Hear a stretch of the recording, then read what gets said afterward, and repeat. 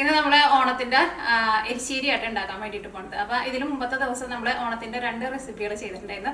രണ്ടും കൂടിയിട്ട് നമ്മൾ ഒറ്റ വീഡിയോ ആയിട്ടാണ് ചെയ്തിട്ടുണ്ടായിരുന്നത്. അത് ചെയ്തത് ഓലിനും ചെയ്തിട്ടുണ്ടായിരുന്നു, പിന്നെ നമ്മുടെ വെള്ളരിക്ക വെച്ചിട്ട് വെള്ളരിക്ക പച്ചടി. അപ്പോൾ ചിലർ അതിനകത്ത് ചോദിച്ചിട്ടുണ്ടായിരുന്നു, വെള്ളരിക്ക പച്ചടി എന്നല്ലല്ലോ പറയാ, വെള്ളരിക്ക കിച്ചടി എന്നാണല്ലോ പറയാന്ന്. സാധാരണ മധുരമുള്ള സാധനങ്ങൾ വെച്ചിട്ട് ചെറിയ ജീരകം നമ്മൾ അരച്ചിട്ട് ചേർത്തിട്ട് ഉണ്ടാക്കണേനെ നമ്മൾ പച്ചടി എന്ന് പറയും. ഈ മധുരമില്ലാത്ത സാധനങ്ങളൊക്കെ വെച്ചിട്ട് നമ്മൾ ഉണ്ടാക്കണേനെ കിച്ചടി. അതിനകത്ത് വെള്ളരിക്ക പച്ചടി എന്നാണ് പറഞ്ഞിട്ടുണ്ടായിരുന്നത്. അത് ഞാൻ യൂട്യൂബിൽ സെർച്ച് ചെയ്ത് നോക്കിയപ്പോൾ കൂടുതൽ ആൾക്കാരും വെള്ളരിക്ക പച്ചടി എന്ന് പറഞ്ഞാൽ അതിനകത്ത് പേര് കൊടുത്തിരുന്നത്. അപ്പോൾ ഞാൻ അതിനകത്ത് ടൈറ്റിൽ ഞാൻ രണ്ടും കൊടുത്തിട്ടുണ്ട്, പച്ചടി എന്ന് കൊടുത്തിട്ടുണ്ട്, കിച്ചടി എന്ന് കൊടുത്തിട്ടുണ്ട്. അപ്പോൾ അതുകൊണ്ടാണ് അങ്ങനെ ചെയ്തത്. അപ്പോൾ ഇന്നത്തെ നമ്മുടെ ഓലിനെ എന്തായാലും ഭയങ്കര സിമ്പിളായിട്ട് റെഡിയാക്കിയിട്ട് എടുക്കുക. ഒരുപാട് സമയമൊന്നും എടുക്കുന്നില്ല.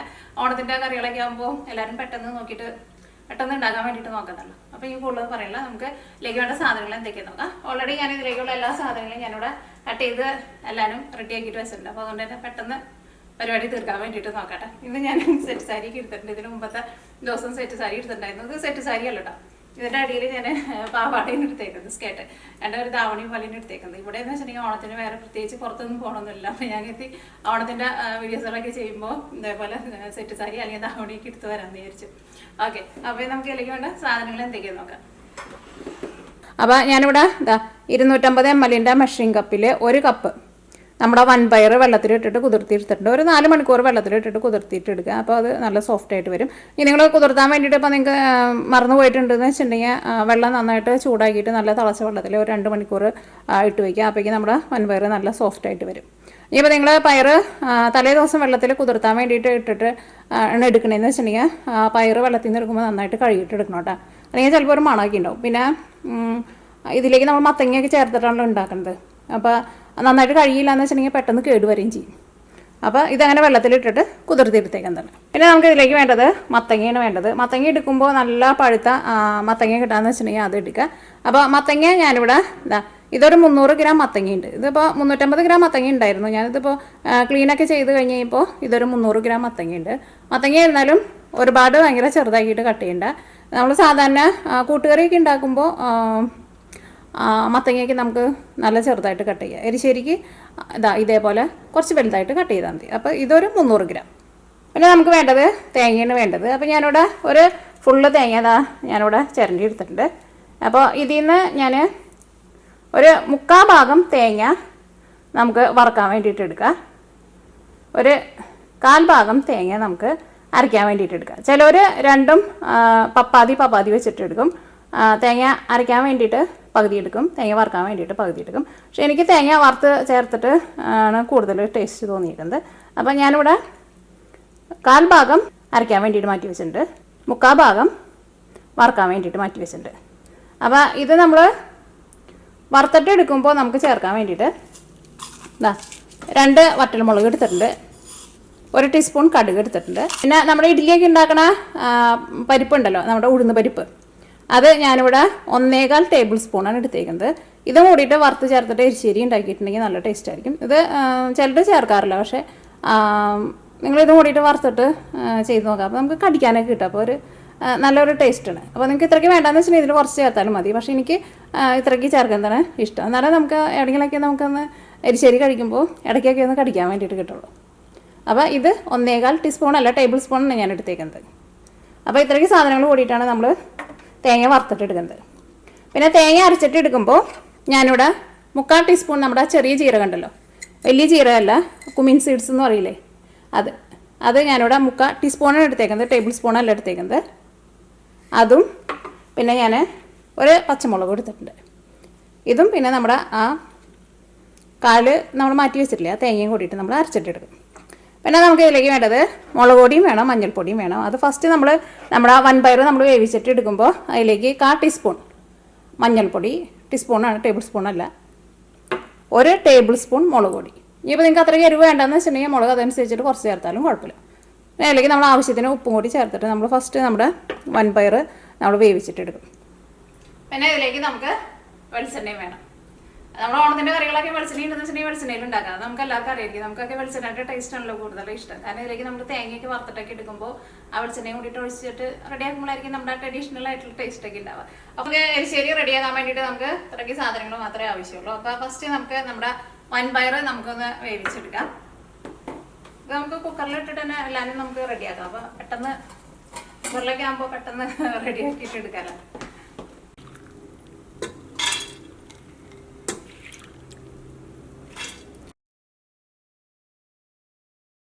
സാധാരണ നമ്മൾ ഓണത്തിന് ഇങ്ങനത്തെ കറികളൊക്കെ ഉണ്ടാക്കുമ്പോഴുണ്ടല്ലോ ഈ എരിശ്ശേരിയും പിന്നെ കൂട്ടുകറിയും പിന്നെ നമ്മുടെ അവിയലുണ്ടല്ലോ അത് ഓണത്തിൻ്റെ അന്ന് തന്നെ ഉണ്ടാക്കണം നല്ലത്. കാരണം ഇത് പെട്ടെന്ന് കേട് വരുന്ന കറികളാട്ടോ. ബാക്കിയുള്ള കറികളെല്ലാം നമ്മളിപ്പോൾ തലേ ദിവസം ഉണ്ടാക്കി വെച്ചാലും കുഴപ്പമില്ല.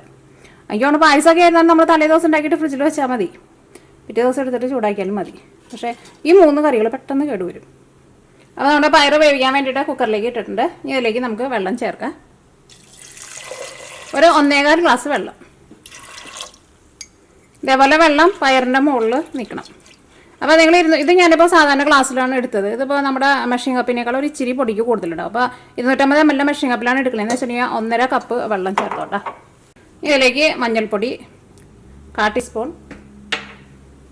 1 ടേബിൾ സ്പൂൺ മുളക് പൊടി, ഉപ്പ് നമുക്ക് പിന്നെ ചേർക്കാം.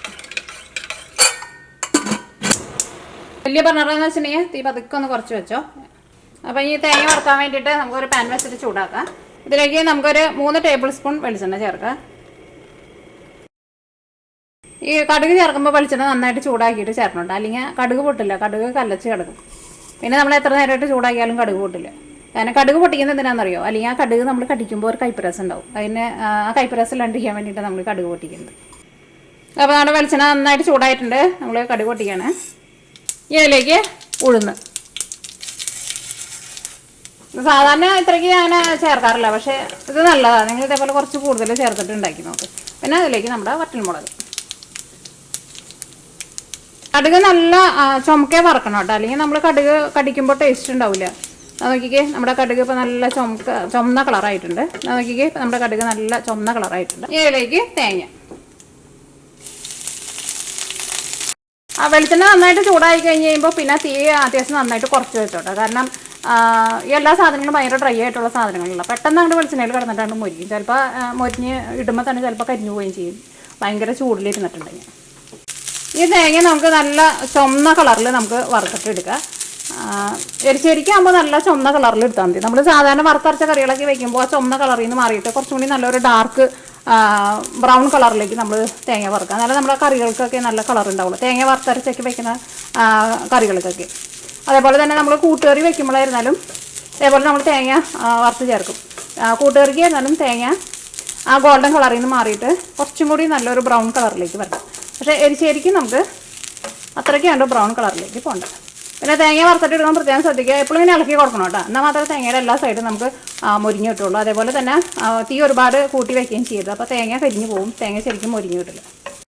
അതിന് എളുപ്പപ്പണിക്ക് വേണമെന്ന് വെച്ചിട്ടുണ്ടെങ്കിൽ ഈ തേങ്ങയ്ക്ക് നിങ്ങൾക്ക് വറുത്തിട്ട് നേരത്തെ കൂട്ടിയിട്ട് റെഡിയാക്കിയിട്ട് ഫ്രിഡ്ജിൽ വെക്കാം കേട്ടോ.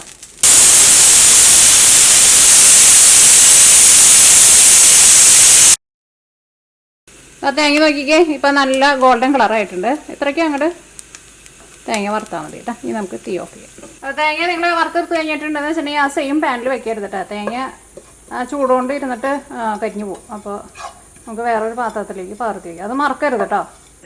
പിന്നെ തേങ്ങ നമ്മൾ അരച്ചിട്ട് എടുക്കുമ്പോൾ ചില സ്ഥലത്ത് ചിലവർ അതിനകത്ത് വെളുത്തുള്ളി ചേർക്കാറുണ്ട്, ചിലവർ ചുവന്നുള്ളി ചേർക്കാറുണ്ട്. സാധാരണ ഞങ്ങളുടെ സൈഡിലൊക്കെ അങ്ങനെ ഉണ്ടാക്കുമ്പോൾ വെളുത്തുള്ളിയും ചുവന്നുള്ളിയും ചേർക്കാറില്ല. അപ്പോൾ അതുകൊണ്ടാണ് ചേർക്കാത്തത്.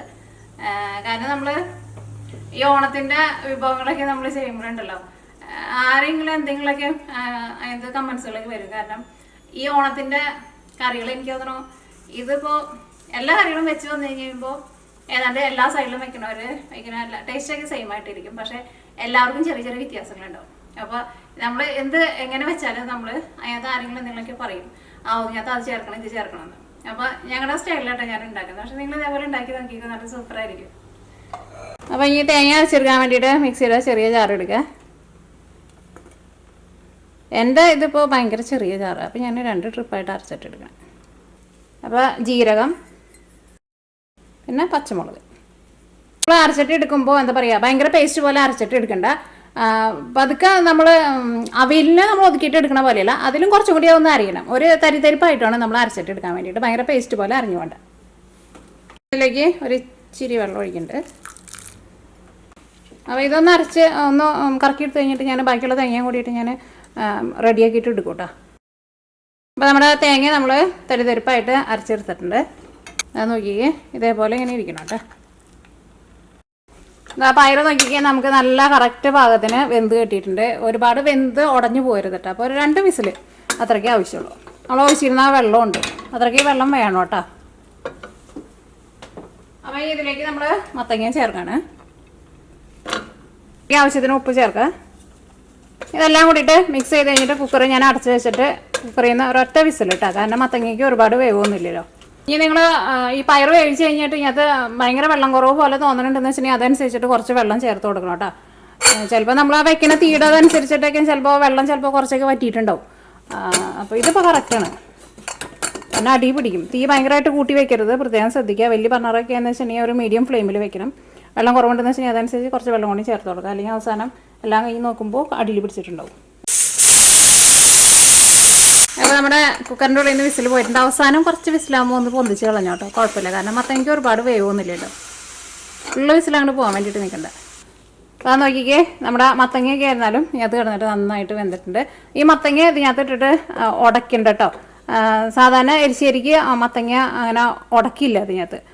നമ്മൾ കൂട്ടുകറിയൊക്കെ ഉണ്ടാക്കുമ്പോഴാണ് കഷ്ണങ്ങളെല്ലാം നന്നായിട്ട് ഉടച്ചിട്ട് നമ്മൾ റെഡിയാക്കിയിട്ട് എടുക്കുക. പക്ഷെ എനിക്ക് ആദ്യം അറിയില്ലായിരുന്നു, ഞാൻ ആദ്യം നന്നായിട്ട് ഉടച്ചിട്ടാണ് ഉണ്ടാക്കാറുള്ളത്.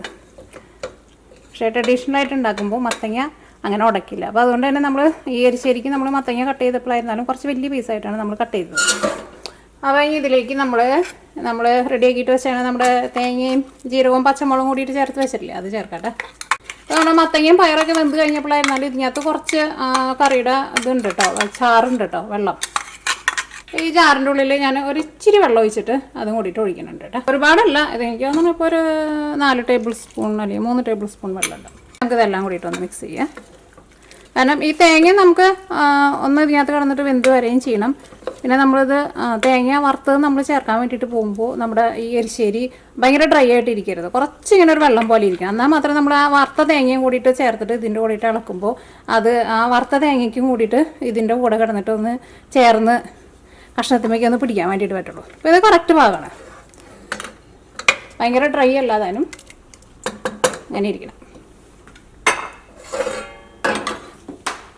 അപ്പോൾ ഇനി തീ ഓണാക്കട്ടെ. ടൈറ്റായിട്ട് മൂടി വയ്ക്കാണ്ട് ഒരു മീഡിയം ഫ്ലെയിമിൽ വയ്ക്കാം. തീ ഒരുപാട് കൂട്ടി വയ്ക്കരുത്, ഇതേപോലെ ഒന്ന് മൂടി വെച്ചാൽ മതി. അല്ലെങ്കിൽ വേറെ എന്തെങ്കിലും ഒരു മൂടി വെച്ചിട്ട് മൂടി വയ്ക്കാം. ഒരു 2 മിനിറ്റ് മീഡിയം ഫ്ലെയിമിൽ കിടന്നിട്ട് നന്നായിട്ട് തിളച്ചിട്ടുണ്ട്. ഇത് നല്ല തള വന്നു കഴിഞ്ഞിട്ടാണ് ഞാൻ പറയുന്നത് 2 മിനിറ്റ്. കാരണം ആ തേങ്ങയുടെ ഒരു പച്ചരി ടേസ്റ്റ് പോകണം. അപ്പോൾ നമ്മുടെ നോക്കിക്കേ, കറിയുടെ അവസാനം വന്നു കഴിയുമ്പോൾ ഇതേപോലെ ഇങ്ങനെ നന്നായിട്ട് ഇങ്ങനെ കുറുകിയിരിക്കണം. എങ്ങാനും നിങ്ങൾ ഈ തേങ്ങ ചേർത്ത് കഴിഞ്ഞിട്ട് ഭയങ്കര വെള്ളം പോലെയാണ് ഇരിക്കണ തോന്നാന്ന് വെച്ചിട്ടുണ്ടെങ്കിൽ തുറന്ന് വെച്ചിട്ട് ഒന്ന് ഡ്രൈ ആക്കിയിട്ട് എടുക്കണം. കാരണം ഈ നമ്മൾ തീ ഓഫ് ചെയ്യാൻ വേണ്ടിയിട്ട് പോകണം. അത് കഴിഞ്ഞിട്ട് നമ്മൾ ഇതിലേക്ക് വറുത്ത തേങ്ങ വെച്ചിട്ട് നമ്മൾ നന്നായിട്ട് മിക്സ് ചെയ്തിട്ട് റെഡിയാക്കിയിട്ട് എടുക്കും. കാരണം വറുത്ത തേങ്ങ ചേർത്ത് കഴിഞ്ഞിട്ട് പിന്നെ നമ്മുടെ എരിശ്ശേരി പിന്നെ ചൂടാക്കണ്ട. അപ്പോൾ ഇതൊരു കറക്റ്റ് പാകമാണ്, കണ്ടില്ലേ, നന്നായിട്ട് പെരണ്ട് വന്നിട്ടുണ്ട്. അപ്പോൾ ഈ നമ്മൾ തീ ഓഫ് ചെയ്യണം.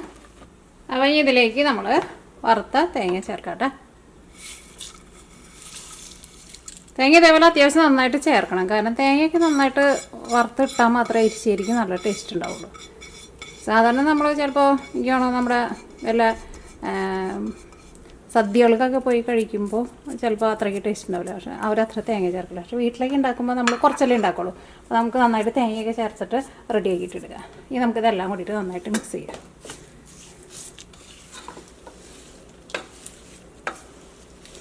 പിന്നെ വേറൊരു കാര്യം പറയാൻ വേണ്ടിയിട്ട്, ഇത് ഞാൻ എടുത്തിരുന്ന മത്തങ്ങ നല്ല പഴുത്ത മത്തങ്ങയായിരുന്നു. അപ്പോൾ അധികം പഴുക്കാത്ത മത്തങ്ങ എന്ന് വെച്ചിട്ടുണ്ടെങ്കിൽ നിങ്ങൾ എന്ത് ചെയ്യണമെന്ന് വെച്ചിട്ടുണ്ടെങ്കിൽ അതിനകത്ത് ഒരു കഷ്ണം നിങ്ങളുടെ മധുരത്തിനനുസരിച്ചിട്ട് ഒരു കഷ്ണം ശർക്കര ചേർക്കാം. എന്താ പറയുക, ഒരു കഷ്ണം അല്ലെങ്കിൽ 1.5 കഷ്ണമോ അല്ലെങ്കിൽ 1/2 കഷ്ണമോ, അത് നമ്മുടെ മത്തങ്ങയുടെ മധുരം അനുസരിച്ചിട്ട് ചേർക്കണം കേട്ടോ. ആ മത്തങ്ങ നമുക്ക് കഴിച്ച് നോക്കുമ്പോൾ അറിയാമല്ലോ മധുരമുള്ള മത്തങ്ങയാണോ എന്നുള്ളത്. കാരണം കുറച്ചൊരു മധുരം വേണം, എന്നാലേ നമ്മുടെ എരിശ്ശേരിക്ക് ടേസ്റ്റ് ഉണ്ടാവുള്ളൂ. ഇതിപ്പോൾ ഇവിടെ കിട്ടുന്ന മത്തങ്ങ എപ്പോഴും നല്ല പഴുത്ത മത്തങ്ങ കിട്ടുക. നമ്മുടെ നാട്ടിലെ പോലെ അത്രയ്ക്ക് ഫ്രഷ് കിട്ടില്ലല്ലോ. അപ്പോൾ അതുകൊണ്ട് തന്നെ കിട്ടുമ്പോൾ നല്ല പഴുത്തിട്ടുണ്ടാവും. ഇതാ നോക്കിക്കേ. അപ്പോൾ നമ്മുടെ ആ തേങ്ങ എല്ലാം കൂടിയിട്ട് പെരണ്ട് വന്ന് കഴിഞ്ഞപ്പോൾ നോക്കിക്കേ, കണ്ട ഇതേപോലെ ഇങ്ങനെ ഇരിക്കണം. ഭയങ്കര ഡ്രൈ ആയിട്ട് ഇരിക്കുകയും ചെയ്യരുത്, ഭയങ്കര വെള്ളം പോലെ ഇരിക്കുകയും ചെയ്യരുത്. ഇനി ഞാനിതിലേക്ക് ലാസ്റ്റ് 1 ടേബിൾ സ്പൂൺ വെളിച്ചെണ്ണ ചേർക്കുന്നുണ്ട്. അത് സാധാരണ ചേർക്കാറില്ല, പക്ഷേ എനിക്ക് ഇഷ്ടമാണ് ഇതേപോലെ പച്ച വെളിച്ചെണ്ണയുടെ ടേസ്റ്റ്. വെളിച്ചെണ്ണ വെച്ച് കഴിയുമ്പോൾ നല്ല മണമുണ്ട്. അപ്പോൾ അങ്ങനെ നമ്മുടെ ഓണസദ്യക്കുള്ള നമ്മുടെ എരിശ്ശേരി റെഡി ആയിട്ടുണ്ട്. അപ്പോൾ നിങ്ങളെല്ലാവരും ട്രൈ ചെയ്ത് നോക്കാം. ഞാൻ പറഞ്ഞ പോലെയൊക്കെ ചെയ്യണം കേട്ടോ. അപ്പോൾ നിങ്ങൾക്ക് നല്ല ടേസ്റ്റി ആയിട്ടുള്ള എരിശ്ശേരി റെഡി ആക്കിയിട്ട് എടുക്കാൻ വേണ്ടിയിട്ട് പറ്റും. അപ്പോൾ ഇനി നമുക്ക് നാളെ വേറൊരു പുതിയ റെസിപ്പി ആയിട്ട് വരാം.